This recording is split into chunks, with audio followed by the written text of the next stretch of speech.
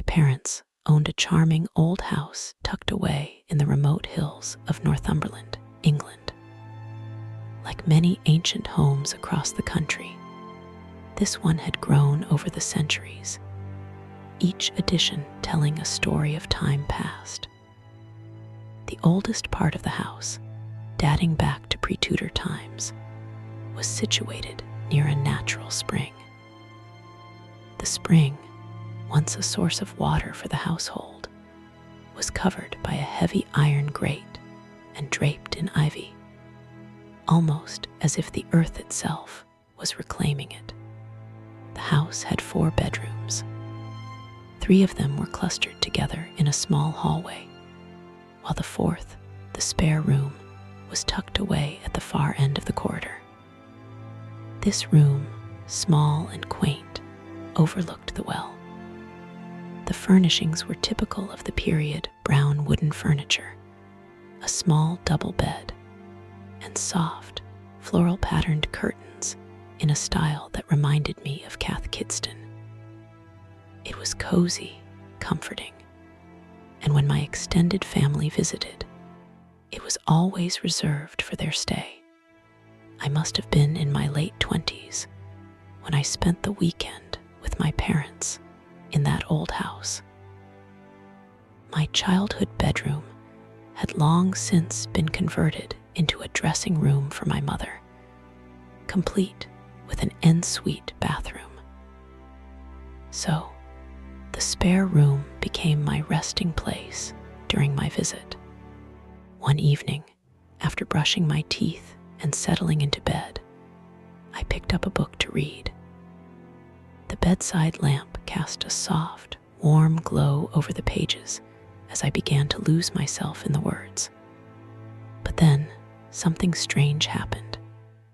I felt a light tug on my arm just above the elbow. At first, I dismissed it as a spasm, probably nothing. But then it happened again. A soft pull, as though someone was gently trying to get my attention, to coax me into following them. I stayed still, convinced it was just a muscle twitch, continuing to read my book. But then something else occurred, a kiss on my cheek.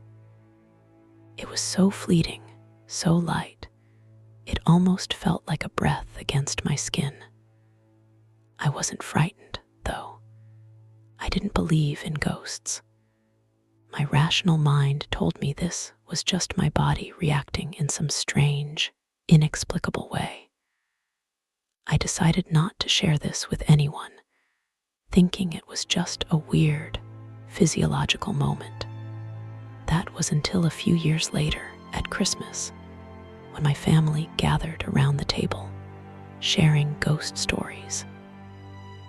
My father, who had always been a skeptic, a lawyer by trade, and a man of logic, was next to speak. We all assumed he would pass on telling a story, but to our surprise, he began with his own. Told us that sometimes, after a late night in his study, listening to opera and drinking wine, my mother would tell him to sleep in the spare room. On one such occasion, after he had turned in for the night, he awoke to find a young lady standing at the end of the bed. My father described her as not menacing, but rather curious, almost as if she were studying him. She was there for some time before disappearing, and though he had told my mother about it, he had never spoken of it to anyone else. As I listened to my father's account, something clicked. I recalled my own experience in that very room. It felt like a connection between us, as though the house itself had shared its secrets with both of us, and now, perhaps, with the rest of the family. But the strangest part came years later, when I visited my half-brother's house. He hadn't been there at that Christmas gathering, but my father had, and he was present at this lunch.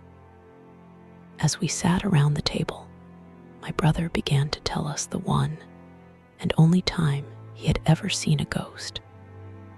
He explained that he had been staying in the spare room at our parents' old house. My father and I exchanged glances, a silent recognition passing between us. Out of the three of us who had stayed in that room, all of us had experienced something unexplainable. The house in Northumberland, nestled deep in the hills, held secrets that seemed to stretch back through time.